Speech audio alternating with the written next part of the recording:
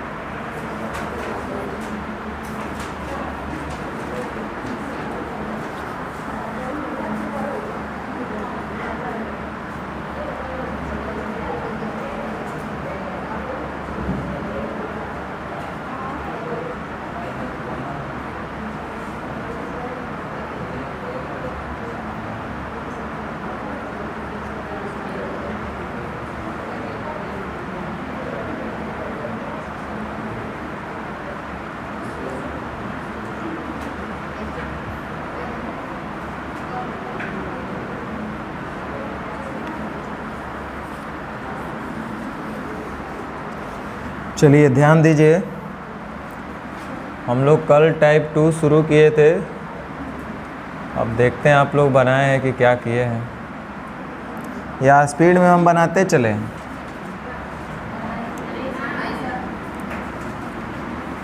तो बन गया होगा तो जो ठीक है, नहीं बना होगा तो पूछ लीजिएगा। क्वेश्चन नंबर 1, कितना आंसर आ रहा है? 6 4 3, 2 3 और 4 का एलसीएम कितना हो जाएगा? 12।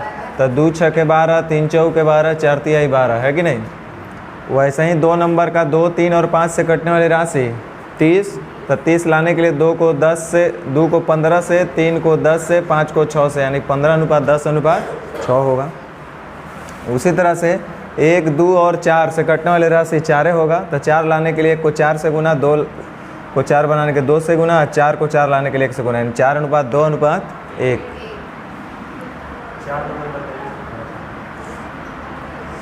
चलिए ध्यान दीजिए, कोई भी चीज़ रटना नहीं है, आप समझिए, क्योंकि रटिएगा तो फंसिएगा। समझने में आपको कठिनाई हो सकता है, वक्त लग सकता है, वो अलग बात है, लेकिन रटना नहीं है किसी भी कीमत पे। लिखा हुआ है 1/x और 1/y और 1/z का जो अनुपात है वो 2:3:5 है। इसका मीनिंग क्या हुआ? इसका मीनिंग ये हुआ कि देखो यहाँ पे x, y और z को रिलेट किया है अलजेब्रिक वैल्यू में एक तरफ LHS में, और न्यूमेरिकल वैल्यू में RHS में एक तरफ रिलेट किया है। कहने का मतलब इसका ये हुआ कि 1/x is equal to 2 and 1/y is equal to 3 and 1/z is equal to 5। तो 1/x का मान यदि 2 है और 1/y का मान यदि 3 है, ये सब समझाने के लिए इतना लिख रहे हैं हम, और 1/z का मान यदि आपको 5 है, तो x का मान आप बता सकते हैं इसका कितना होगा? x का मान कितना हो जाएगा? अरे 1/x भी 2 और x भी 2। देखो तो इधर सही लिखा है, या दूसरे शब्दों में क्रॉस मल्टीप्लाई भी करोगे तो 2x बराबर 1, तो x बराबर कितना हो जाएगा? 1/2। मैंने इसी का उल्टा 1/x बराबर 2, तो x बराबर 1/2। तो अब आप समझ गए मामला कि XYZ ना पूछ रहा होगा। हाँ, XYZ पूछ रहा है। तो x अनुपात y अनुपात z निकालने के लिए, चूँकि 1/x इज इक्वल टू 2, तो x इज इक्वल टू कितना हो जाएगा? 1/, अब 1/y इज इक्वल टू 3, तो y इज इक्वल टू, अब 1/z इज इक्वल टू 5, तो z इज इक्वल टू, अब आराम से आप बता सकते हैं यहाँ पे 2 3 और 5 का एलसीएम कितना हो जाएगा? आपको बताए होंगे कि जब कभी भी अनुपात आपको भिन्न के रूप में दिखे और उसका हमें अनुपात प्रकट करना हो, तो सबसे पहले दिए गए भिन्न के हरों का एलसीएम लेकर के प्रत्येक टर्म से गुना कर देंगे। तो 2 3 और 5 का एलसीएम कितना हो जाएगा? 30। अब सबको आपको 30 से गुना कर लेना है। ये बच्चों के लिए है जो बिल्कुल जिनको कुछ नहीं आता है। तो 2 से 15 बार में, 3 से 10 बार में, 5 से 6 बार में, यानी कि 15:10:6।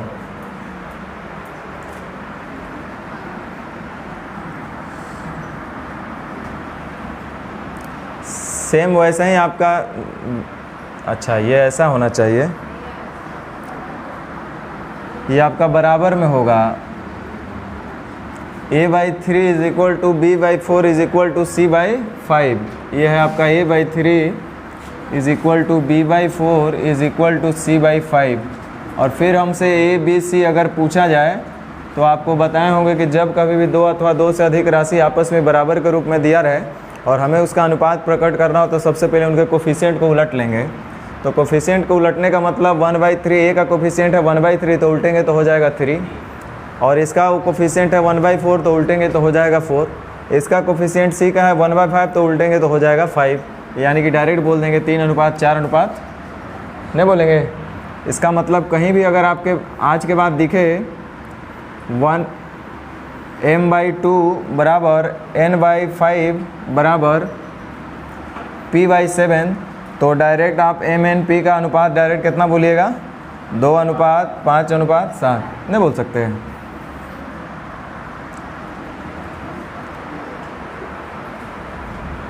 चलिए 6 नंबर देखिए, 3/7p बराबर 4/11q और आपसे पूछ रहा है कि p अनुपात q बताइए। तो कुछ नहीं,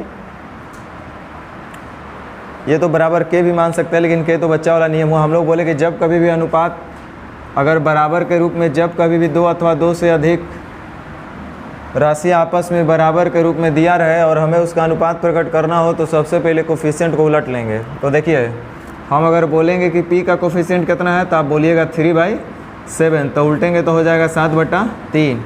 q का कोफिशिएंट हम पूछेंगे तो आप बोलिएगा 4/11 तो उल्टेंगे तो हो जाएगा 11/। ठीक।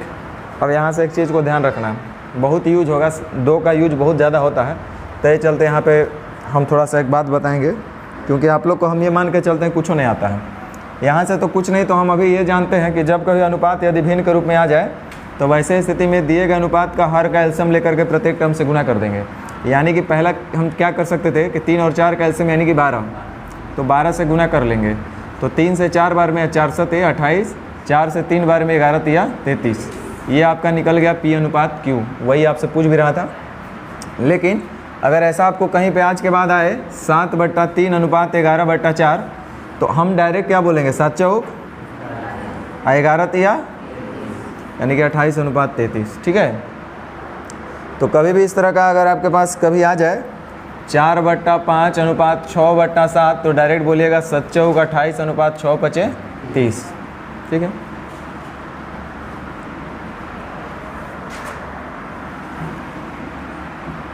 सेम 7 नंबर भी वैसा ही कुछ है, 3:4:3 हो जाएगा। ABC का रेशियो कितना हो जाएगा, 3:4:3। 8 बता दें। अच्छा रुक जाओ, हम बताते हैं 8 नंबर, ध्यान देना। समझ में आप लोग बनाए हैं ना? हाँ तो ठीक है, अब हम बताते हैं। देखो जो पहले लिखा हो उसको समझ लो। 2/3a बराबर 4/5b बराबर 1/2c। हमारा काम है बताना, आपका काम है उसको अमल करके उस लेवल पे आना। तो जो विद्यार्थी सीख रहे हैं, सीखे हुए हैं, जान रहे हैं, तो हो सकता है कि और वो फास्ट कर पाएँ। तो एक आइडिया हम देते हैं और उसको प्रैक्टिस करेंगे। देखो इस तरह केस जब भी आए तो हम लोग करते क्या हैं,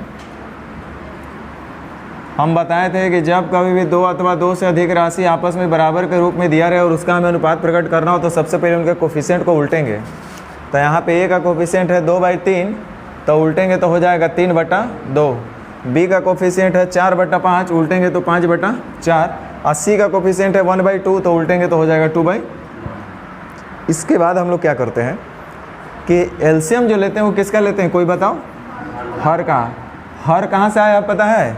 जो यहाँ पे अंश था वो यहाँ पे हर बन गया है। देख लो, जो यहाँ पे अंश था शुरुआती में वही अंत में क्या बन गया, हर बन गया। और फिर इसका एलसीएम लेकर के प्रत्येक टर्म से हम लोग गुना करते हैं। करते कि नहीं करते हैं? तो जो काम हम यहाँ कर रहे हैं वो काम हम यहाँ क्यों नहीं कर सकते हैं? कर सकते हैं ना। चलो तो 2 4 और 1 का एलसीएम कितना हो जाएगा, 4। तो 4 लाने के लिए 2 को कैसे गुना करिएगा, 2 2 तिहाई 6, 4 एकम 4 तो 5 एकम 5, 1 को 4 से 4 दूनी 8, यानी कि 6:5:8 आया होगा। अब यही चीज़ को हम लोग क्या करेंगे, जो काम यहाँ आप उलट के पलट करके किए वो काम आपको डायरेक्टली करना आना चाहिए। आपको बस ये केस दिखा ऐसा और डायरेक्ट हमको ABC निकालना है, तो आप सीधे बोलिए कि 2, 4 और 1 से कटने वाली राशि 4, मतलब 2, 4 और 1 का एलसीएम कितना होगा 4, कटने वाली राशि का मतलब एलसीएम हम बार बार बोल रहे हैं।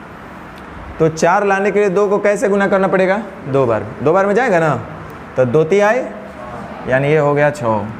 वैसे ही 4 लाने के लिए 4 को कैसे गुना करना पड़ेगा 1 से, तो 5 एकम 5। 4 लाने के लिए 1 को कैसे गुना करना पड़ेगा 4 से, तो 4 दूनी, देखिए सेम आया होगा। कर पाइएगा ऐसा? जैसे हम आपसे एक वो पूछ लेते हैं, लिखा हुआ है 2/3A बराबर 4/5B बराबर 8/7C, और फिर आपसे पूछ दिया ABC। हमको उलटना पलटना नहीं, डायरेक्ट यहाँ पे करना। सबसे पहले क्या करेंगे, 2, 4 और 8 का एलसीएम, नहीं थोड़ा और बढ़ा लो इसको, 5/9A कर देते हैं।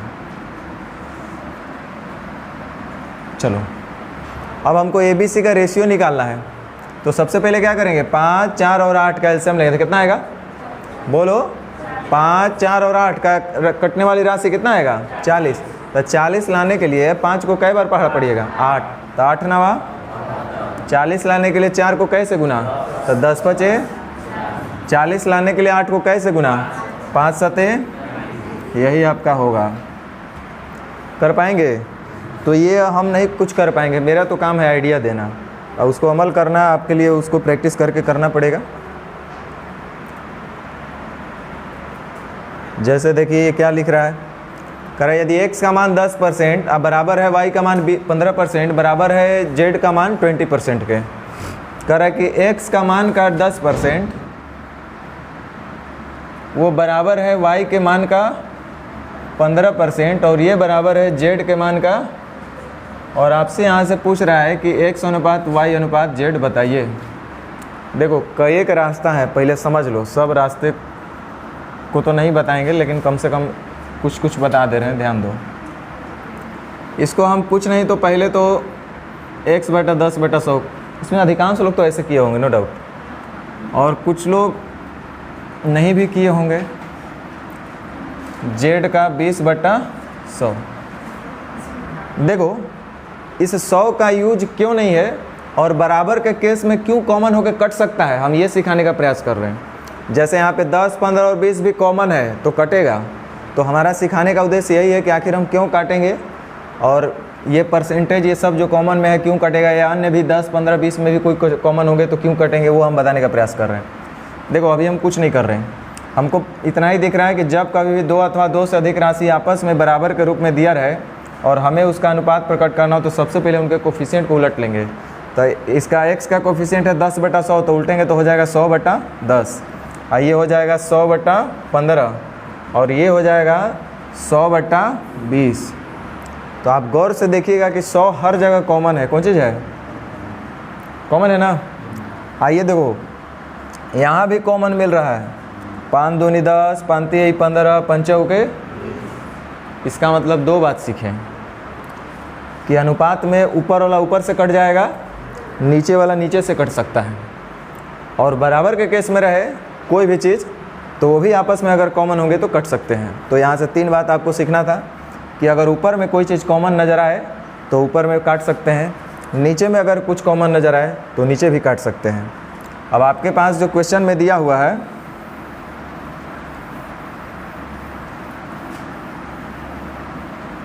तो देखो परसेंट का तो कोई यूज है नहीं यहाँ पे, विशेष है क्या, वो तो ख़त्म हो गया। और इसमें कॉमन आपको दिख रहा होगा, और जिनको नहीं कॉमन दिख रहा होगा वो इतना ही पे बोल सकते हैं कि 10, 15 और 20 से कटने वाली राशि 60।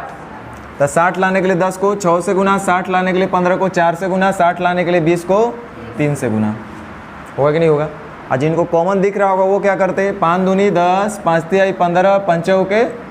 तब फिर से बोलेंगे 2, 3 और 4 से कटने वाली राशि 12, 12 लाने के लिए 2 को, 6 से 12 लाने के लिए 3 को, 4 से 12 लाने के लिए 4 को, 3 से।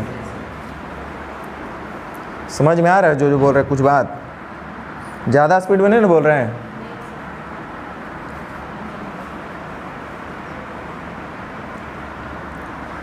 ऐसा ना कि बाहर में जाके बोलिए कि भाई मर्दवा का बोला था तूने इतना स्पीड में, पता नहीं क्या चलत। 11B बराबर 7C। रुक जाइए, ये भी अगर आपके सामने आया है तो कुछ सिखाइए के जाएगा। मान लीजिए थोड़ा देर के लिए, ज़्यादा देर के लिए नहीं, क्योंकि हो सकता है यहाँ पे 116A हो या 196A हो या कुछ और हो सकता है, और हमको ABC का रेशियो निकालना होता तो कैसे निकालते हैं। एक तो आपको पता है 11, 7 और 6 से कटने वाली राशि लेकर के जो भी एलसीएम आता है उसको हम कर लेते ना। तो यहाँ पे सबसे जो बढ़िया तरीका होगा, जहाँ पे आपको एलसीएम लेने में ज़्यादा दिक्कत आ जाए या बड़ा वैल्यू हो, हालांकि ये तो छोटा है लेकिन बड़ा वैल्यू हो जाए, तो हम क्या करेंगे, हम आपको बताए थे A निकालना है तो A को ढक लेंगे, B निकालना है तो B को ढकेंगे, C निकालना है तो C को ढकेंगे। तो A निकालना है तो A को ढकेंगे, बाकी सबको गुना करेंगे तो 11 गुना, लिखो मत 77, छोड़ दो, बाद में हो सकता है कट जाए। B निकालना है तो B को ढकेंगे और बाकी को सेम ऐसे गुना कर देंगे, 6 गुने 7। C निकालना होगा तो C को ढकेंगे, बाकी सबको गुना करेंगे 6 गुना 11। अब देखिए तो कुछ कॉमन हो रहा है, नहीं हो रहा है, नहीं हो रहा है तो छोड़ दीजिए। तो 11 7 77, 7 छक 42, 11 छक 66, यानी कि 77:42:66।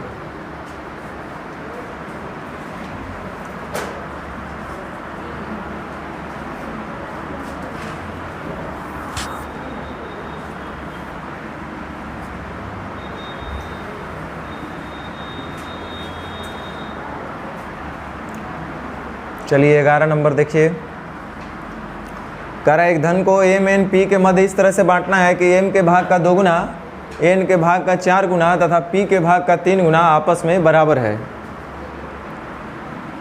एक धन को M N P के इस तरह से बांटना है, तो भाई M के भाग का 2 गुना, क्वेश्चन को पहले समझो कह रहा है कौन चीज़।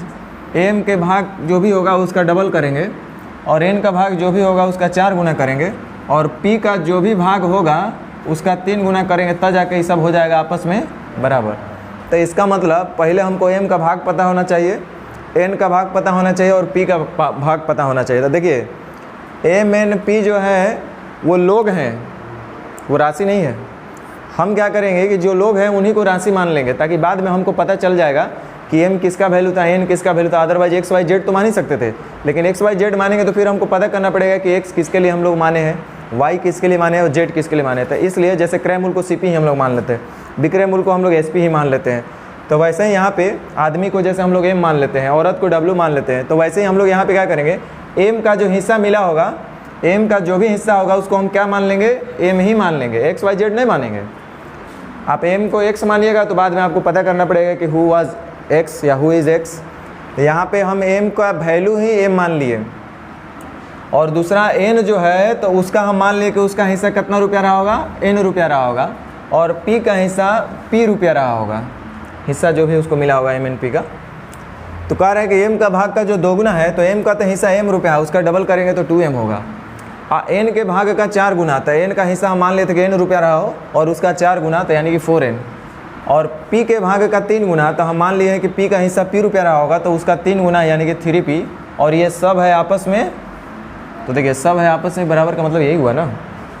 अब हम लोग आराम से M N P का वैल्यू निकाल सकते हैं, वही आपसे पूछ भी रहा है कि M N और P के हिस्से का अनुपात बताइए।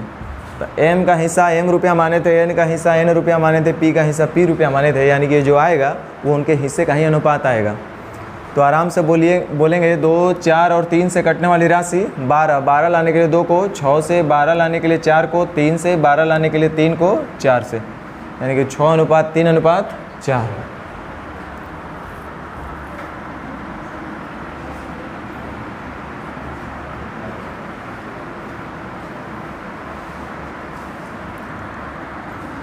कह रहा है एक धनराशि को ABC के इस प्रकार बीच में बांटना है कि A का भाग का 1/2 गुना, B के भाग का 2/3 गुना और C के भाग का 4/5 गुना आपस में बराबर हैं। फिर से वही बात, तो हम मन ही मन मान लेंगे कि जो ABC के बीच हम धन बांटे हैं ना, उसमें से A को A रुपया मिला है, B को B रुपया मिला है और C को C रुपया मिला हिस्सेदारी। तो कह रहा है कि ए के भाग का आधा, तो ए का आधा करेंगे तो 1/2, और बी के भाग का 2/3 गुना, तो बी का हिस्सा 20 रुपया है और उसका भी 2/3 गुना करेंगे तो ऐसा होगा। और सी के हिस्से का 4/5 गुना, तो सी का हिस्सा हमने शुरू में 80 रुपया माना था और उसका 4/5 गुना जब निकालेंगे तो पता चलेगा कि सब हो जाएगा आपस में बराबर। और यहाँ से आपको ए बी सी पूछ रहा होगा, तो ए बी सी के हिस्से का अनुपात बताइए। तो आराम से बोले थे कि जब कभी भी 2 अथवा 2 से अधिक राशि आपस में बराबर के रूप में दिया रहे और यदि उनका हमें अनुपात प्रकट करना हो तो सबसे पहले उनके कोफिशिएंट को उलट लेंगे।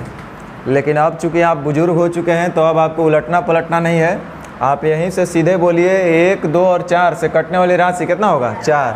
4 लाने के लिए को कई बार पढ़ना पड़ेगा 4, तो 4 दूनी 2 दूनी 4 और द्वितीय आई 4 एकम 4 5 एकम 5, यानी कि 8:6:5।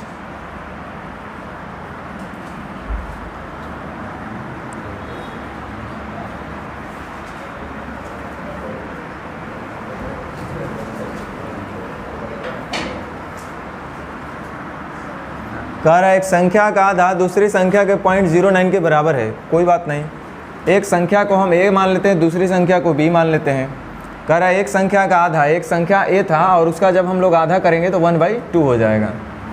और दूसरी संख्या का 0.09, तो दूसरी संख्या तो b माने हैं और उसका 0.09, तो 0.09 को 9/100 तो बोल सकते हैं हम लोग।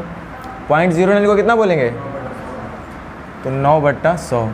और ये दोनों है आपस में, अभी आपको बताए थे कि जब बराबर का केस हो तो ये आपस में कॉमन होकर के कट जाते हैं। दूसरा बात, ऊपर वाला ऊपर में कटेगा, नीचे वाला नीचे में कटेगा, तो ये 2 से 50 बार में तो कट ही रहा होगा। ये बचपन में भी तो खैर इतना जान ही रहे होंगे, ऐसा थोड़ी है। 2 से 50 बार में, तो यहाँ पे 50A और ये हो जाएगा 9B।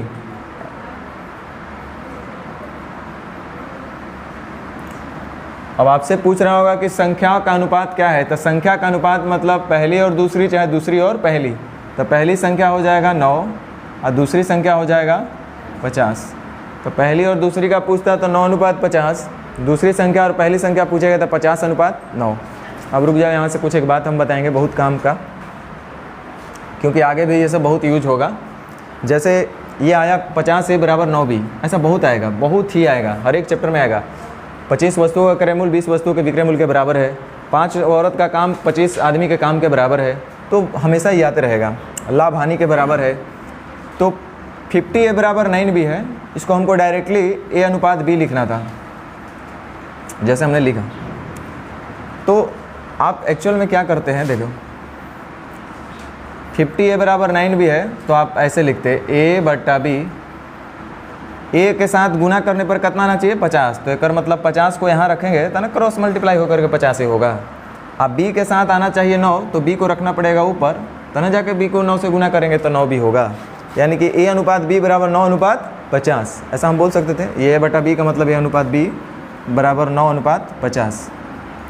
अब यहाँ से एक ध्यान देने वाला बात क्या है कि A के साथ था 50, A के साथ कितना था 50। देखो A के साथ था 50, तो A के साथ था 50, वो चला गया किसके पास, B के पास। देखो ना भाई, A/B जो हो गया, A है 50 तो B के पास, B है 9 तो ये है।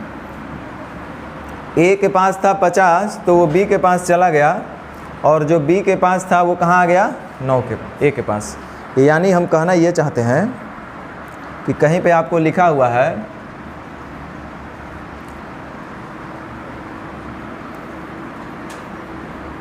तीस बैल बराबर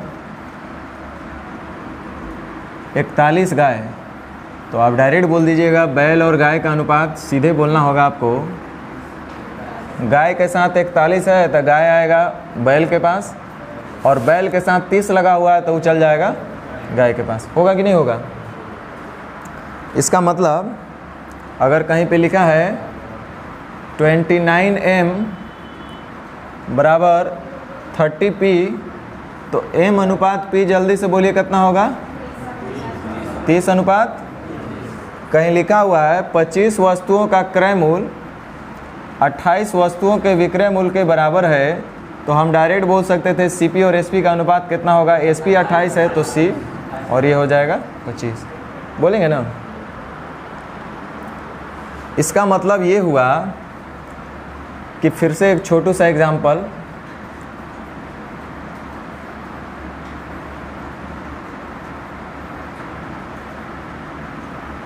कि जो ए के पास था वो कहाँ चला गया, बी के पास, और जो बी के पास था वो कहाँ गया, ए के पास। जनरल राइट में भी ऐसा ही कुछ होता है।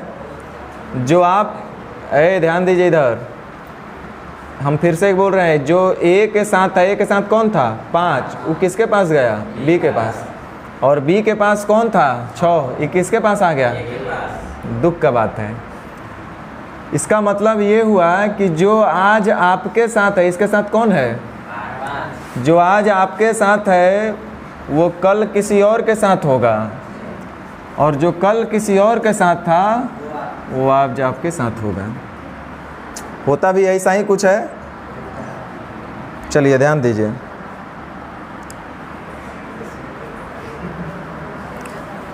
कह रहा है 5 केला तथा 7 सेब का मूल्य 3 केला तथा 7 सेब के मूल्य के बराबर है। 13 नंबर बता दिए हैं, 13 ही था। चलो ध्यान दो, 5 केला तथा 3 सेब का मूल्य जो है 3 केला तथा 7 सेबों के मूल्य के बराबर है। तो ध्यान दीजिए, जो रटेंगे वो फंसेंगे, जो भी रटेंगे वो फंसेंगे। जो कह रहा है उतना ही करना है, बाकी कुछ नहीं करना है एक्स्ट्रा। कह रहा है 5 गो केला और 7 गो सेब का जो कीमत होगा वो 3 गो केला और 7 गो सेब के कीमत के बराबर होगा। किसके बराबर होगा, मूल्य के बराबर होगा। तो हमको भी मूल्य चाहिए। तो रुक जाओ, 5 केला और 7 सेब का मूल्य जितना भी होगा वो 3 केला और 7 सेब के मूल्य के बराबर हो जाएगा। तो हमको पता होना चाहिए कि 5 केला का कीमत कितना है और 7 सेब का कीमत कितना है ना। अच्छा, मान लीजिए कि एक सेब का कीमत 2 रुपया है, तो 5 गो सेब का कितना कीमत होगा। अच्छा, एक केला का कीमत 10 रुपया, तो 5 केला का कीमत, यहाँ पे 5 गो केला है, हमको एगो केला का कीमतें नहीं पता है, तो पता होना चाहिए ना। मन ही मन हम मान लेंगे कि एक केले का कीमत के रुपया है। कितना, एक केले का कीमत के रुपया है। तो ऐसा ऐसा 5 गो केले का कीमत कितना हो जाएगा, ये 5 केले का कीमत हुआ। और 7 सेब का मूल्य, तो हमको तो पहले एक सेब का कीमत पता होना चाहिए। तो मन ही मन मान लेंगे कि एक सेब का कीमत ए रुपया रहा होगा। तो एक सेब का कीमत ए रुपया, तो 7 सेब का कीमत, इस तरह से 7 गो सेब का कीमत इतना, अब 5 गो केला का कीमत इतना। तो इस तरह से 7 गो सेब और 5 गो केला का टोटल मूल्य जो होगा इतना ही ना होगा। तथा का मतलब दोनों के साथ में का जो मूल्य होगा वो 3 केला और 7 सेब के मूल्य के बराबर है।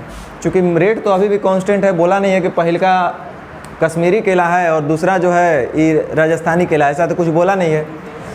तो 3 केला और 7 सेब का मूल्य, तो हम माने हैं कि एक केले का कीमत के रुपया है, तो 3 गो केले का कीमत हो जाएगा 3 के, और 7 सेब का कीमत, तो एक सेब का कीमत हम ए रुपया माने हैं, तो 7 सेब का कीमत 7 ए। कुछ गड़बड़ है लगता है, सुधरवाए थे कुछ है।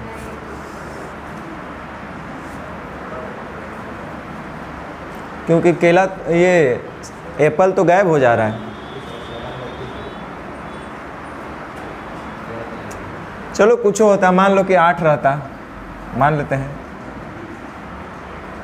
या 9 कर लो, इसको कितना कर ले 9। अब देखिए, मान लीजिए कि 7 के बदले यहाँ पे 9 है, तो एक सेब का कीमत 1 रुपया, तो 9 सेब का कीमत 1 रुपया। तो कह रहा है कि जो 5 केला तथा 7 सेब का मूल्य होगा, मतलब जो ये है, और उधर बोल रहा है कि सेकंड कंडीशन में कि 3 केला और 9 सेब, तो 3 केला और 9 सेब का कीमत तो टोटल इतना होना चाहिए। आई कह रहा है दोनों होगा आपस में बराबर। तो अब बराबर होगा तो हम आराम से हल कर सकते हैं। समान राशि के साथ जुटेगा, समान राशि के साथ घटेगा, तो के के साथ जुटेगा घटेगा, ए के साथ जुटेगा घटेगा। सेम वेरिएबल में जोड़ घटाव करेंगे, तो 5 के में से 3 के चला जाएगा तो बचेगा, और इधर है 7 ए में से 9 ए में से 7 ए चला जाएगा, कितना बचेगा। तो यहाँ से के और ए का बीच आप आराम से बता सकते हैं। के के साथ 2 है, ए के पास जाएगा, ए के साथ 2 है तो वो के पास आएगा, यानी कि एक अनुपात बराबर हो जाएगा। समझ में आया कुछ। अब ऑप्शन नहीं मैच कर रहे कि वो डेटा गलत है।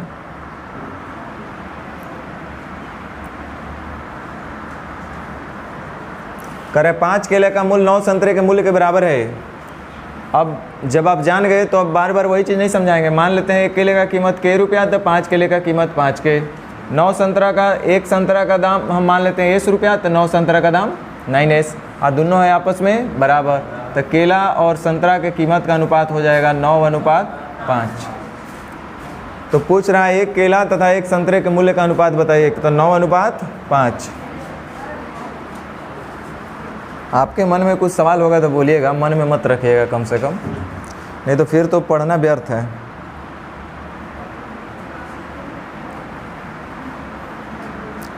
सीखने के लिए सबसे आसान चीज़ है कि जो भी आप करिए वो सोचिए कि आखिर ऐसा हम क्यों कर रहे हैं। जोड़ का साइन दे रहे हैं तो माइनस का साइन क्यों नहीं दे रहे, सोचिए खुद से। कुछ भी स्टेप लिखते हैं तो उसके बारे में विचार कीजिए कि ऐसा हमने क्यों लिखा। 5 आम का मूल्य जो है 7 केले के मूल्य के बराबर है। 5 आम का मूल्य, तो हम मान लेते हैं 1 आम का दाम कितना होगा, m रुपया, तब 5 आम का दाम कितना हो जाएगा, 5m। 7 केला, 1 केले का दाम के रुपया, तो 7 केले का दाम 7 के रुपया, आई दोनों है आपस में बराबर। ध्यान दो, m जो माने हैं और k जो माने हैं वो हम क्या माने हैं, m माने हैं 1 आम का कीमत, k माने हैं 1 केले का कीमत। माना कि 1 केले की कीमत बराबर k रुपया, माना कि 1 आम की कीमत बराबर m रुपया, तो 1 आम और 1 केले का जो अनुपात आएगा वो 7 के तो 7m, 5m तो 5k। ठीक है, ये हमारा क्या आया, 1 आम और 1 केला का रेट आ गया। अब आपसे क्वेश्चन में क्या पूछा गया है, तो 8 आम और 3 केले का मूल्य का अनुपात बताओ। तो भाई 1 आम का दाम 7 रुपया, तो 8 आम का दाम कितना हो जाएगा, 56। 1 केले का दाम 5 रुपया, तो 3 केले का दाम कितना हो जाएगा,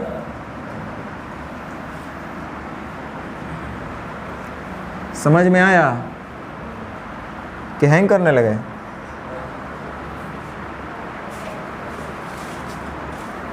चलो अभी हम आपको बताएं कि जब कभी भी 2 अथवा 2 से अधिक राशि आपस में बराबर के रूप में दिया रहे और यदि हमें उनका अनुपात प्रकट करना हो तो सबसे पहले कोफिशिएंट को उलट देंगे। लेकिन अब उलटिए पलटिए मत, डायरेक्ट बोलिए 3, 4 और 2 से कटने वाली राशि 12 लाने के लिए 3 को कैसे गुना करना पड़ेगा, तो 4 चौके 12 लाने के लिए 4 को कैसे गुना करना पड़ेगा, 3 पचे 12 लाने के लिए 2 को कैसे गुना, 6, 15 छक्का 1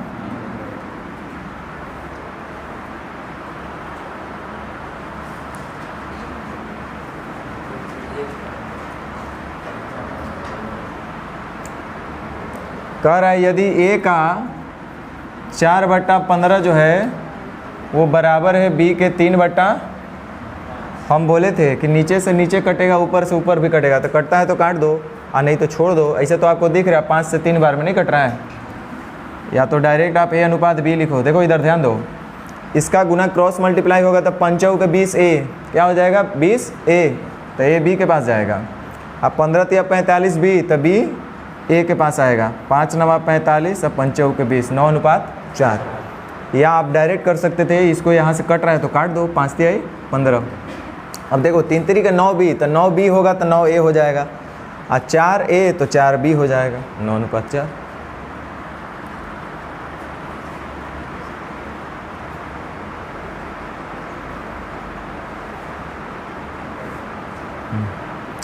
उन्नीस बना है कि नहीं बना है। सरल अनुपात का मतलब ये हुआ कि उसको सड़ा गला नहीं देना है। इसको जो है आपको डिनोमिनेटर इसके हरों का क्या करना है, 1 करना है। तो हम आपको सिखाए हैं कि जब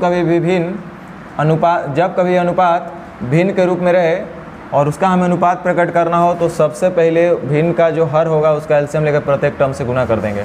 तो 3, 5 और 8 से कटने वाली राशि 120 हो रहा है, तो 40 दूनी 80, 24 चौक 96, 15 तिया 45।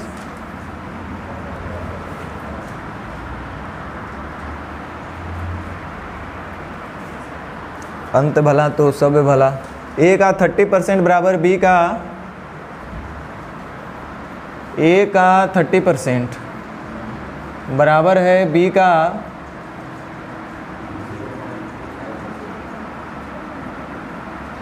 चलो कोई बात नहीं, 0.25 को 1/4 बोल दें, बराबर c का 1/5।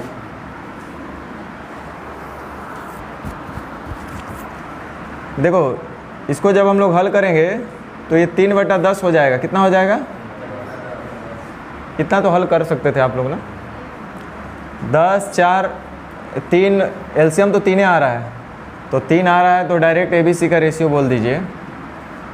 3 लाने के लिए 3 को कैसे गुना करना पड़ेगा? 1 से, तो 10 से कम 10, 3 चौके 12, 3 पचे 15, यही आया होगा।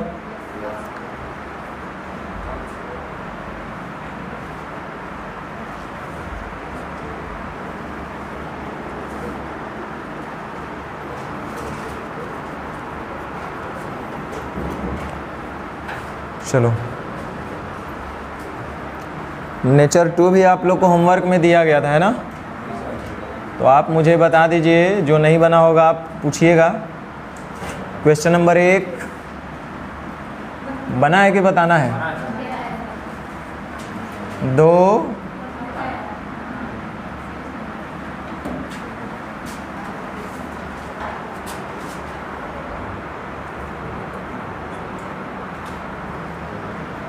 3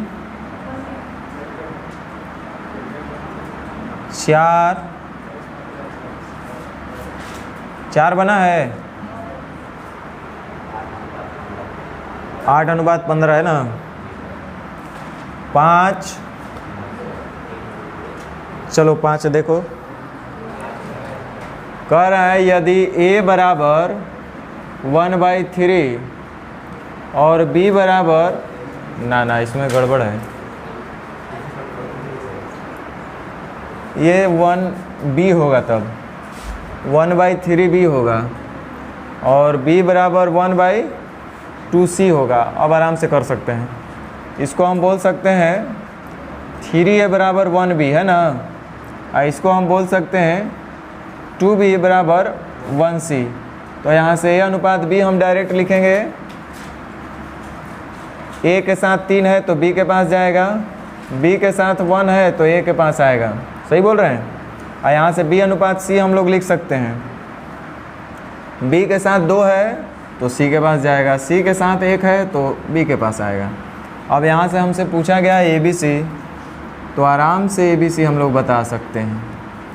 कॉमन है B, तो B को 3 से गुना कर लीजिए, तो A हो जाएगा 1, B हो जाएगा 3 और C हो जाएगा 1:3:6।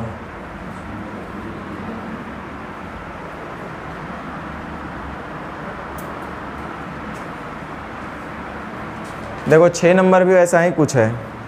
3A बराबर 5B, तो आप यहाँ से A/B डायरेक्ट बोल सकते हैं 5:3 होगा कि नहीं होगा। और 2B बराबर 3C का मतलब अभी आपको बताए हैं, B के साथ 2 लगा है तो वो C के पास जाएगा, C के साथ 3 लगा है तो वो B के पास आएगा। तो क्या ABC अब नहीं निकाल सकते हैं? A अनुपात C पूछा है, तो 15:6। अभी भी कट रहा है, 3 5 15, 3 दूनी 6, 5:2।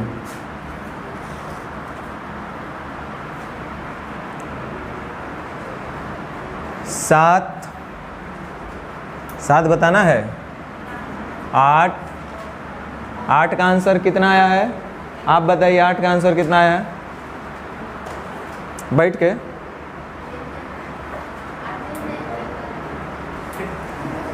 निशाना कभी आज तक गलत होवे नहीं किया है, क्या कीजिएगा। अरे जादू तो कर दिए का जी।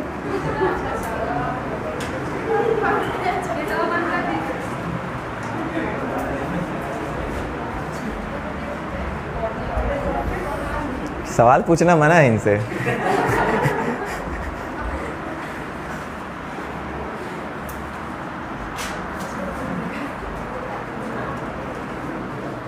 अरे पूरा जोर से चल रहा है,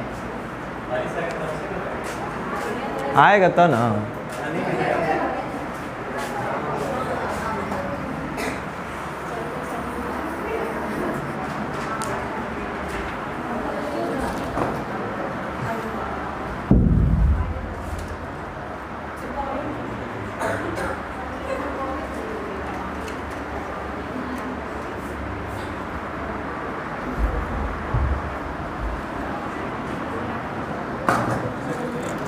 हैं गया था तो फिर दूसरी बात हो गया। वो मतलब बस वो क्वेश्चन में भर था। देखिए इधर ध्यान दीजिए। 9 8 बता दें क्या है भाई 8 में?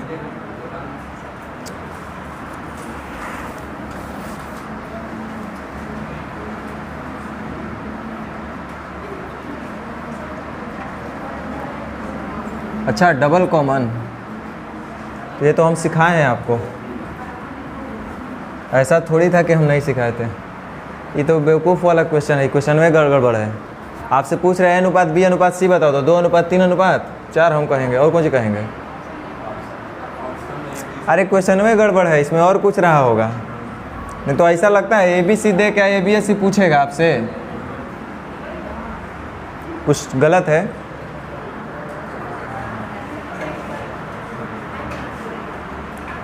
नौ ABC, हाँ देखो फिर से डबल कॉमन वाला है यार, वो कैसे गलत हो गया? 8 नंबर ABC जो है वो आपका 2 अनुपात 3 अनुपात 4 है। A अनुपात C जो है आपका वो 3 अनुपात 2 है। और आपसे पूछा गया है कि ABC बताइए। इसके लिए बहुत ज़्यादा आपको टेंशन नहीं लेना है। हम आपको एक ही बात बताए थे कि ए वो मीडिएटर हो तो भी शादी हो जाएगा, डबल मीडिएटर हो तो और अच्छा बात है।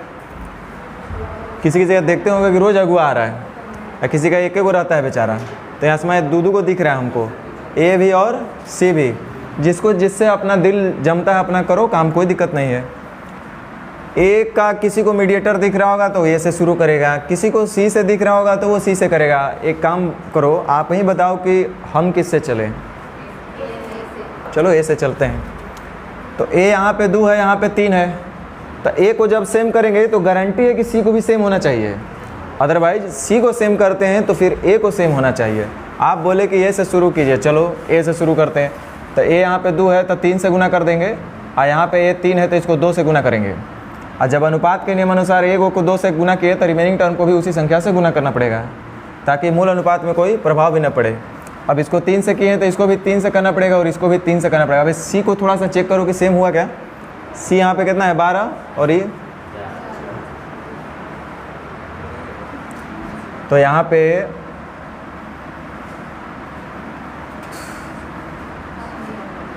इसको कुछ और कर दो। इतना मिस्टेक कैसे आ गया है भाई? हैं? अब फिर वही पूछ रहा है, बैठ इस गड़बड़ है।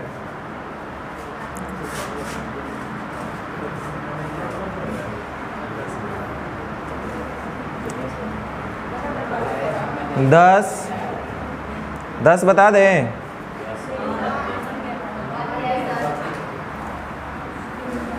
W1 अनुपात W2 बराबर है 2 अनुपात 3, और W1 अनुपात W3 बराबर है 1 अनुपात 2। और आपसे पूछा गया है W2 और W3 के बारे में बताइए। तो एक काम करते हैं, W1 W2 W3 तीनों निकाल लेते हैं, फिर W2 W3 भी बता सकते हैं। कॉमन देखो तो इसमें कौन है? तो W1 यहाँ 2 है, यहाँ 1 है, क्या करें? इसको 2 से गुना कर दीजिए, हो जाएगा। और इसको 2 से तो इसको भी 2 से। अब आराम से W2 हम बताएंगे कितना है 3, और W3 कितना है 4। बोलिए इसमें क्या करना था?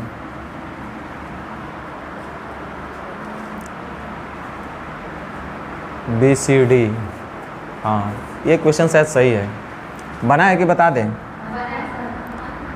बना है कि बता दें? बताओ। देखो ABC दिया हुआ है आपका 4 अनुपात 7 अनुपात 11, और BCD जो है आपका वो है 21 अनुपात 33 अनुपात 44, और हमसे ABCD पूछा गया है। तो सबसे पहले देखिए कि इसमें कॉमन कौन हो रहा है। तो कॉमन 2 को हो रहा है, B और जैसे चलना है चलो। B को सेम करेंगे तो ऑटोमेटिक C को सेम होना चाहिए, और C को सेम करेंगे तो ऑटोमेटिक B को सेम होना चाहिए। अगर ऐसा नहीं हो रहा है तो क्वेश्चन गलत है। तो किसको सेम कर दें? B को। चलो तब B यहाँ पे दिख रहा है 21, और यहाँ पे दिख रहा है 7। तो सेम करने के लिए कुछ नहीं करना पड़ेगा, इसको 3 से खाली गुना करना पड़ेगा। और जैसे ही इसको 3 से करेंगे तो बाकी सबको भी तो 3 से करना ही पड़ेगा। और देखो जो बचा आपका C वो ऑटोमेटिक बराबर हो गया, वो होना ही है, नहीं हो रहा है तो गलत है फिर। अब ABCD आराम से लिख दीजिए, 12, 21, 33, 44। समझ गए? बारह भी बता दें? बता देते हैं, आप बहुत खुश होंगे, हमको पता है। A अनुपात B लिखा हुआ है आपका 2/3/3/4। तो इसको हम लोग डायरेक्ट क्या बोल सकते हैं, 8/9। या तो भिन्न में है तो एलसीएम लेकर के सबसे गुना करेंगे। तो दो के लिए हम बार बार बोले हैं कि गुना मत करना है। कहीं भी लिखा हुआ है 3/5/5/9 तो सीधे बोलना 27/25। तो ये अनुपात B है। अगला लिखा हुआ है C अनुपात B।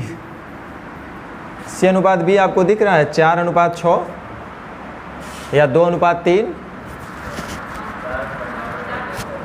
देखो 4/3/2/1 है तो 2 दूनी 4, ऊपर से ऊपर कटेगा, नीचे से नीचे कटेगा। इसका उसका गुना भी होता है तो 2/3। या तो जिनको नहीं नज़र आ रहा वो बोलेंगे 4/6, तो 4/6 को भी बोलेंगे 2/3। तो C अनुपात B आपका 2/3 दिया हुआ है। ये अनुपात B हेली है आपका 8/9। तो ABC पूछ रहा होगा, क्या पूछ रहा है? ABC पूछ रहा है, आराम से बता सकते हैं। कॉमन हो रहा है इसमें आपका B, यहाँ 9 है, यहाँ 3 है, तो 3 से खाली इसको गुना कर दीजिए। तो A हो गया 8, B हो गया 9 और C हो गया 6। सही है? चलिए हो गया, बड़ा अच्छा बात है।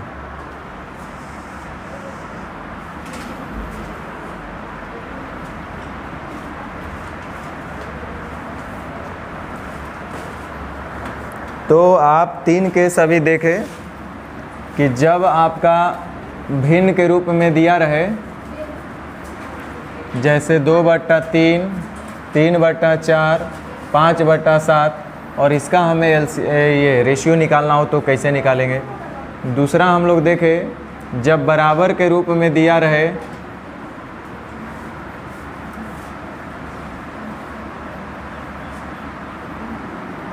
तब इसका रेशियो कैसे निकालेंगे। इसमें एक और डायरेक्ट लिखा हुआ है 2A = 3B = 4C। तीसरा हम लोग अभी देखे थे कि यदि दो अलग अलग घर का रेशियो दे करके अगर आपसे कुछ पूछा जाए तब उसको हम कंबाइंड रेशियो कैसे निकालेंगे। ये अभी 3 चीज़ हम लोग सीखे हैं। अब चौथा जो एक प्रॉब्लम आपके सामने आएगा कि 2 से अधिक घर देगा। इसमें तो 2 घर का हम बात कर रहे थे, अब जो होगा 2 से अधिक अलग अलग घर का दिया रहेगा। 2 घर से ज़्यादा यानी 3 घर हो सकता है, 4 हो सकता है, 5 हो सकता है, ये सब हो सकता है। तो अब थोड़ा आप कुछ समय के लिए, क्या वो क्वेश्चन है इसमें,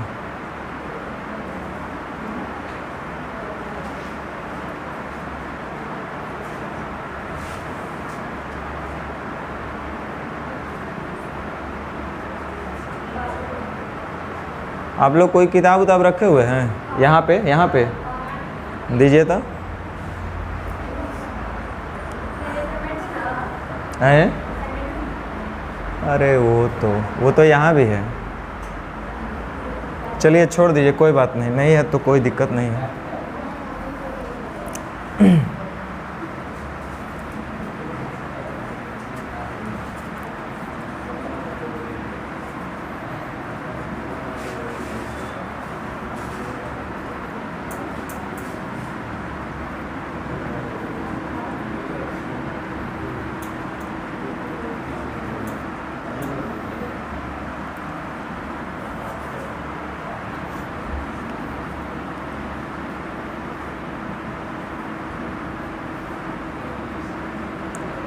अभी तक इससे पहले हम लोग देखे थे कि सिर्फ 2 ही घर दिया रहता था, कोई भी 2 घर, और यहाँ पे 3-3 घर दिया हुआ है। 4 भी दे सकता है, 5 भी दे सकता है। हम लोग को सीखना है कि अगर 2 से अधिक अलग अलग घर का जब रेशियो दिया रहे तो उनका कंबाइंड रेशियो कैसे निकालेंगे। इससे पहले आप एक वो चीज़ ऑलरेडी पढ़ चुके हैं कि यदि A अनुपात B बराबर x अनुपात y हो और b अनुपात c बराबर m अनुपात n हो, तो हमसे फर्स्ट और लास्ट, यानी कि फर्स्ट और लास्ट का मतलब a अनुपात c पूछा जाए, तो x इंटू m अनुपात y इंटू n होगा। पढ़े हैं ना ये चीज़? लिखा था a अनुपात b बराबर 2 अनुपात 3, और यहाँ पे लिखा हुआ था b अनुपात c बराबर 3 अनुपात 5।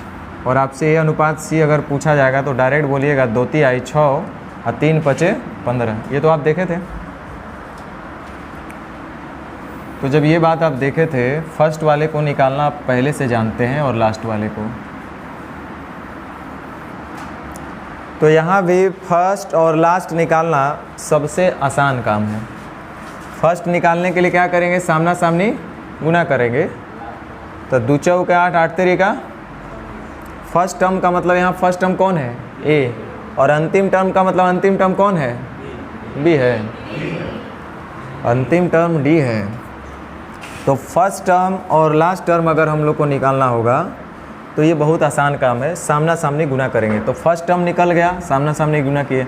वैसे ही लास्ट वाला टर्म निकालना होता, सामना सामनी गुना करेंगे। 3 पचे 15, 15 चौके, ये अंतिम टर्म निकला।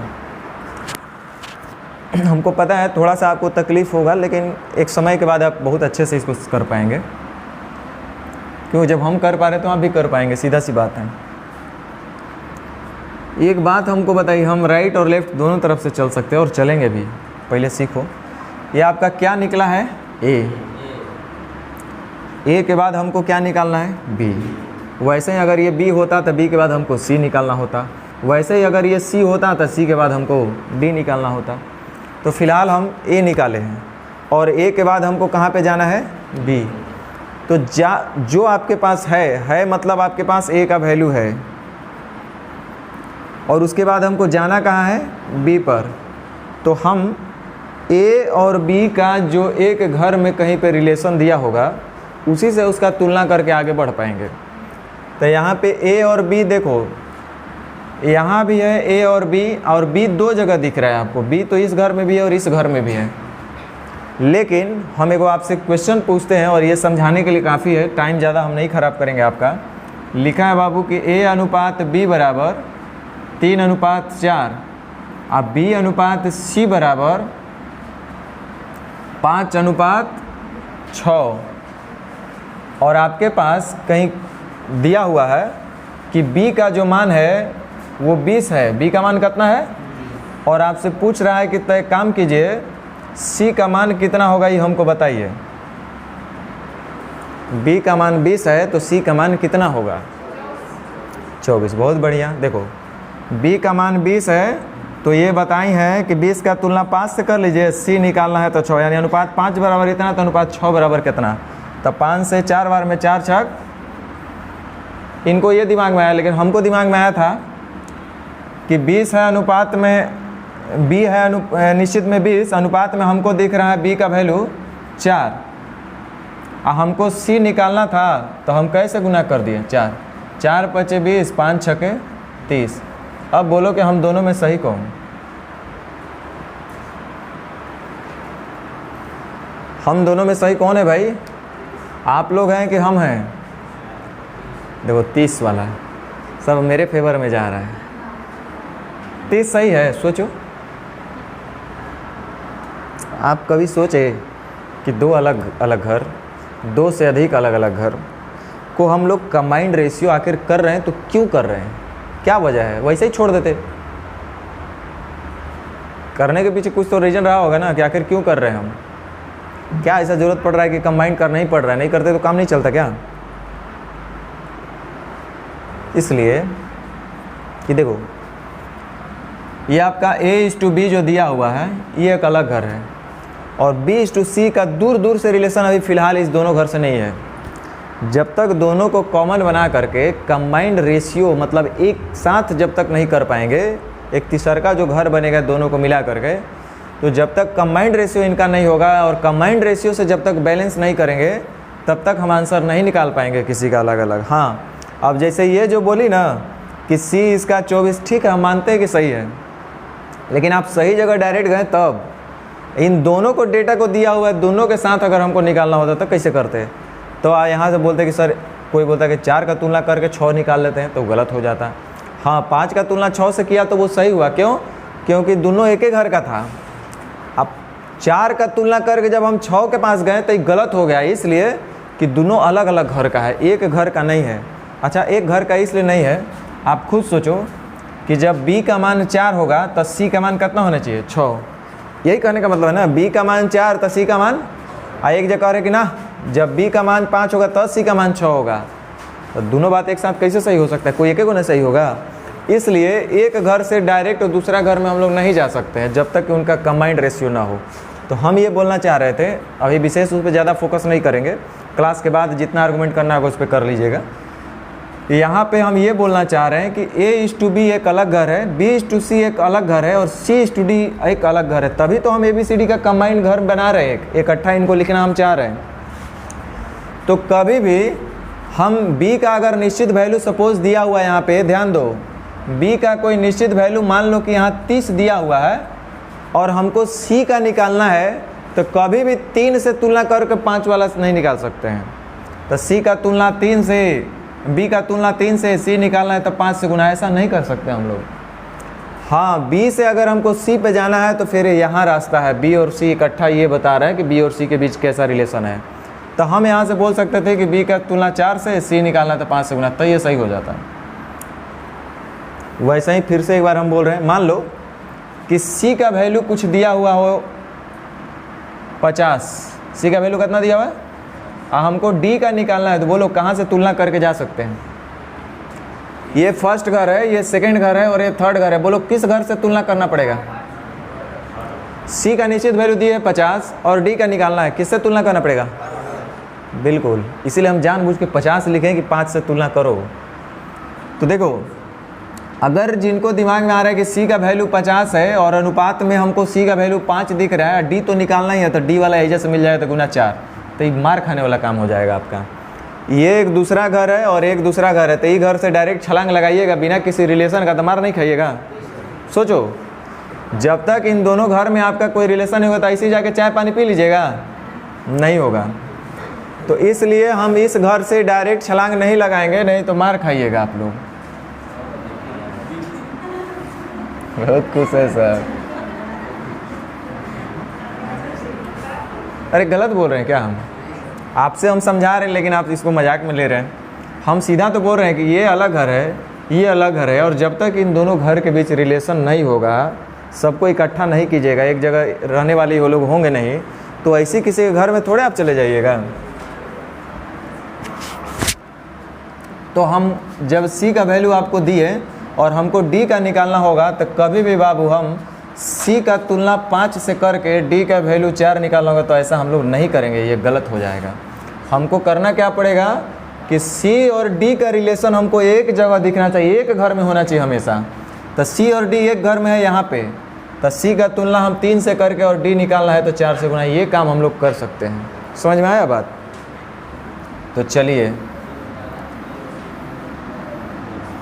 अभी ज़्यादातर बात हम बोलेंगे तो थोड़ा सा रटवैबे करेंगे और फिर धीरे धीरे हम सिखाएंगे। अभी भी ये भी लग रहा होगा कि सर ये तुलना आप डायरेक्ट कैसे कर दिया? अरे कुछ नहीं किया, अनुपात 3 बराबर इतना तो 1 बराबर इतना, और जो निकालना है उसका गुना तो इतना बराबर कितना, वही होता है। रुक जाओ, हड़बड़ाओ नहीं, अभी सब आपका जो भी मन में अभी आ रहा होगा ना, वो आने वाला समय में क्लियर हो जाएगा, बस इतना समझो। तो देखो, हम बोले कि अगर फर्स्ट और लास्ट निकालना हो तो ये सबसे आसान काम है, सामना सामने पहले तो गुना कर लेंगे, तो फर्स्ट और लास्ट निकल गया। अब देखो, हमको ये a का वैल्यू निकल गया और हमको निकालना किसका है? b का।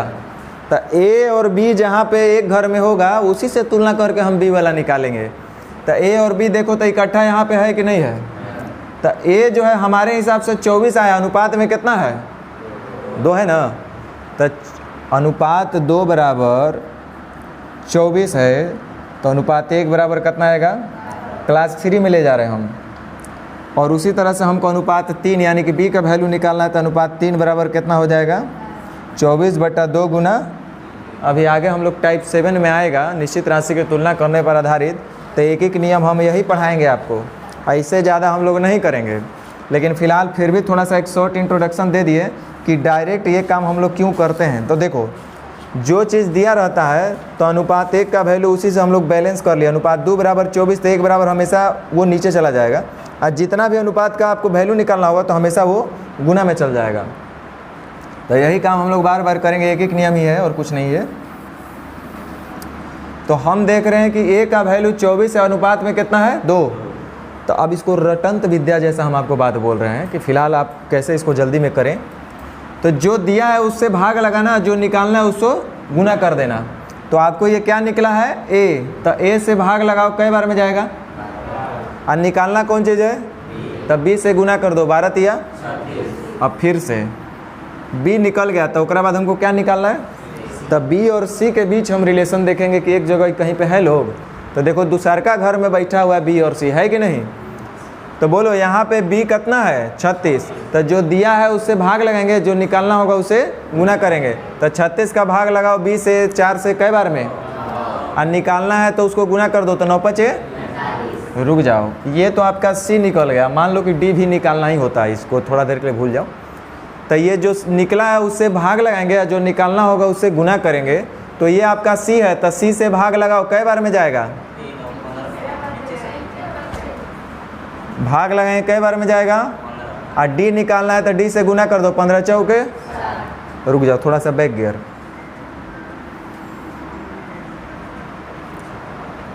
थोड़ा सा बैक गियर लगा करके आइए, इधर ध्यान दीजिए। हमको मान लीजिए कि d निकल गया, d से हमको a पर जाना है। d तो निकालना आता है ना आपको, फर्स्ट और लास्ट वही नियम से हम लोग निकाल ले, 2 चौका 8 8 3 का 24, फर्स्ट और लास्ट हम लोग निकाल लिए। अब देखिए हमको यहाँ से यहाँ पे आना है, तो ये कौन चीज़ निकला है d, और d के बाद हम क्या निकालना चाह रहे हैं, तो जहाँ c और d या d और c इकट्ठा होंगे हम निकाल सकते हैं। तो देखिए तो d कहीं पे है, d और c तीसरका घर में कितना है, तो जो दिया है उससे भाग लगाएंगे, जो निकालना होगा उससे गुना करेंगे। तो d दिया है तो d वाले से भाग लगाओ, कई बार में, और निकालना है c का, तो c से गुना कर दीजिए, तो 15 तिया। फिर से c पर आ गए, अब c से हमको b पर जाना है। तो जो निकला है c और b का एक साथ देखो तो कहाँ पे मिलेगा आपको, 2 नंबर। तो जो निकला है उससे भाग लगाएंगे, जो निकालना होगा उसका गुना कर देंगे। तो 45 का भाग लगाओ, कई बार में जाएगा, 9 बार में। b निकालना है तो कैसे गुना, तो 9 चौका, ये आपका b निकल गया। उसके बाद हमको क्या निकालना है a, तो जो निकला है उसके भाग लगाएंगे, जो निकालना होगा उससे गुना करेंगे। तो ये b और a कहाँ पे है, फर्स्ट घर में, तब b से भाग लगाओ, कई बार में जाएगा, 12 बार में। a निकालना है तो a से गुना कर दो, 12 दूनी, कुछ समझ में आया, रुक जाओ। कहीं लिखा हुआ है a अनुपात b बराबर 1:2, b अनुपात c बराबर 3:5, c अनुपात d बराबर 2:3, d अनुपात e बराबर 4:5, और आपसे पूछा जा रहा है ABCD बताओ।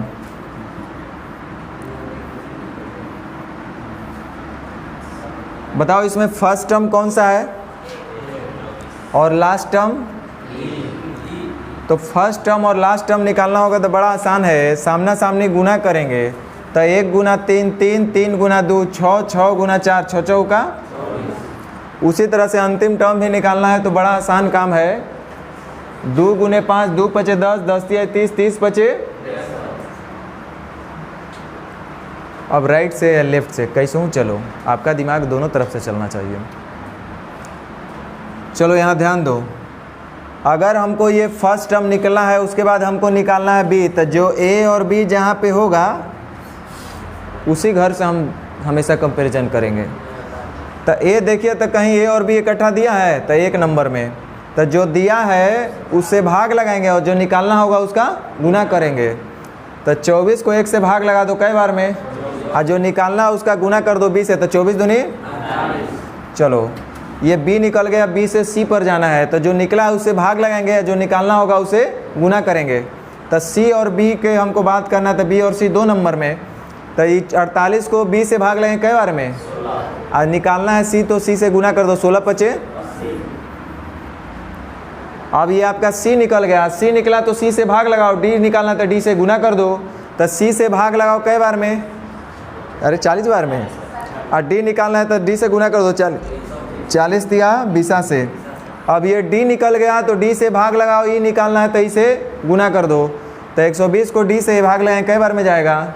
30 बार में। आई से निकालना है तो इसे गुना कर दो, 30 बचे। बना पाइएगा? तो चलिए एक वो आपको पूछ के छोड़ देते हैं।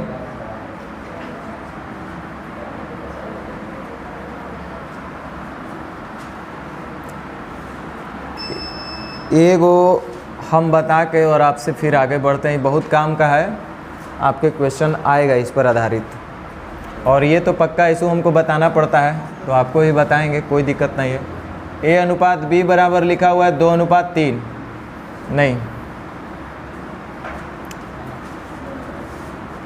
ए अनुपात बी लिखा हुआ है आपका m/n, और बी अनुपात सी लिखा हुआ है p/q, और c अनुपात d लिखा हुआ है r/s। और आपसे पूछा गया है कि a अनुपात d बताओ, क्या बताइए क्या होगा? a अनुपात d, a का मतलब फर्स्ट टर्म, d का मतलब लास्ट टर्म, और इसके लिए बोले कुछ नहीं, सामने सामने गुना, यानी कितना हो जाएगा? m × p × r, और इधर n q और s। होगा कि नहीं होगा? देखो मैं मैथ्स की बात नहीं कर रहा, कॉमन सेंस की आपसे मैं बात सवाल करूंगा अभी। जैसे मान लीजिए यहाँ पे लिखा हुआ रहता a अनुपात b बराबर 2:3 और b अनुपात c बराबर, दिखाई दे रहा है आप लोग को? देखिए लिखा हुआ a अनुपात b बराबर 2:3, b अनुपात c बराबर 3:4:5 और c अनुपात d बराबर 3:4, ऐसा लिखा हुआ है। और अब आपसे हम जो पूछेंगे वो बताइएगा। ABCD तो बता लेंगे, कोई दिक्कत नहीं है। A अनुपात D भी बता लेंगे। कोई आपसे पूछेगा कि A अनुपात C बताओ, या इसको थोड़ा सा और बढ़ाते हैं, D अनुपात E लिखा हुआ है 5:7, 5:4 कर दीजिए। अब हम आपसे पूछेंगे कि A अनुपात E बताओ, तो आराम से बता दीजिएगा, नहीं बता दीजिएगा? ABCD बताओ तो भी आप बताइएगा।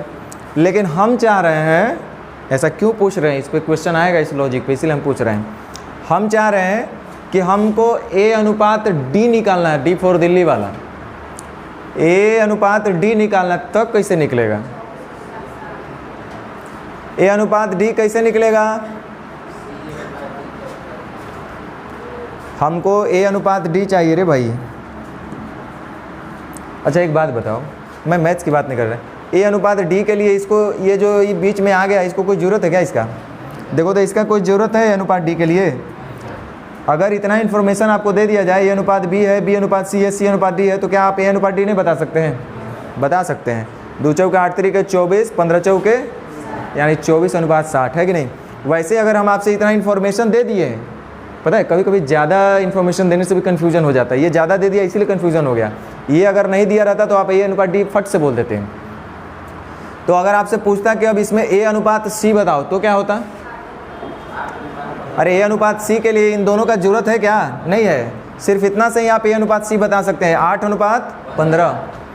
अच्छा कोई आपसे पूछेगा कि तब B अनुपात E बताइए, E फॉर इंग्लैंड वाला, B अनुपात E, बिहार वाला और इंग्लैंड वाला के बीच, तो क्या होगा?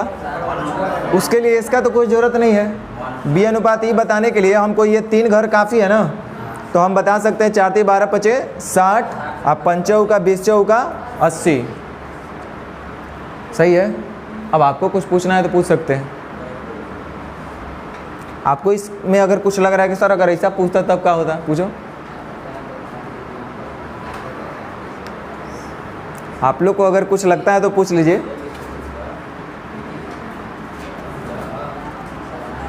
अरे पूछ लीजिए कि सर अगर ऐसा इसमें पूछ दिया जाए तो कैसे निकलेगा।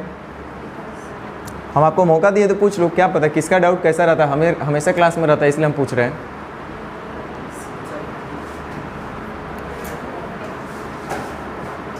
देखो एक बच्चा हमसे पूछा था, हमेशा पूछता है लोग, सर मान लीजिए अगर इसमें कहता कि हमको B अनुपात C बताओ, तो गधा बी अनुपात सी तो दिले 4:5। कुछ लोग ऐसा भी सवाल करता है कि सर ये सब तो ठीक है, अगर ई अनुपात डी पूछ देते तो क्या करते हैं? तो डी अनुपात ई दिया है 5:4, तो ई अनुपात डी कितना होगा? 4 अनुपात। तो ऐसा ऐसा सवाल आपके दिमाग में नहीं आना चाहिए कम से कम। समझ रहे हैं? अच्छा एक बात बताओ, एक बात अब हमको बता दो और फिर घर की ओर रुक कर जाओ।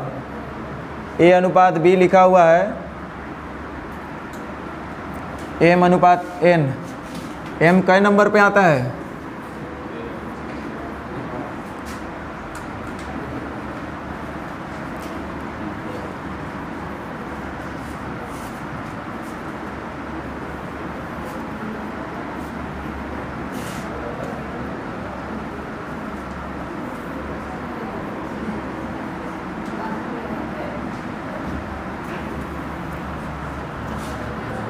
चलो हम सबसे पहले सवाल पूछ रहे हैं कि हमको ए अनुपात सी बताया जाए। कितना होगा भाई? हम आपसे पूछ रहे हैं सी अनुपात ई बताया जाए। आर एस, चलो बहुत बढ़िया। हम आपसे पूछ रहे हैं सी अनुपात एफ बताया जाए।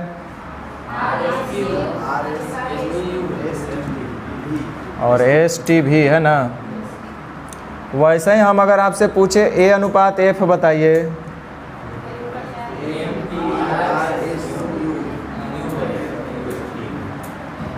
सही है। चलो एक अंतिम पूछ के आपको घर छोड़ देते हैं। लिखा है ए अनुपात बी बराबर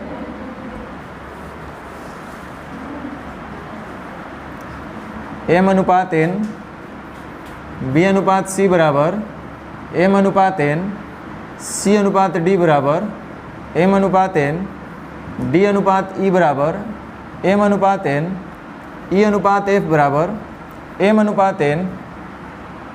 अब टाइम रहता तो कुछ और छेड़छाड़ करते, लेकिन अब फिलहाल इतना ही पे बंद करेंगे।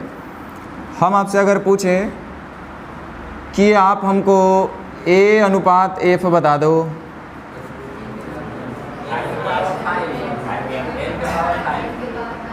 एम के पावर कै गो और एन के पावर। उसी तरह से हम आपसे सी अनुपात एफ पूछेंगे तो कितना होगा?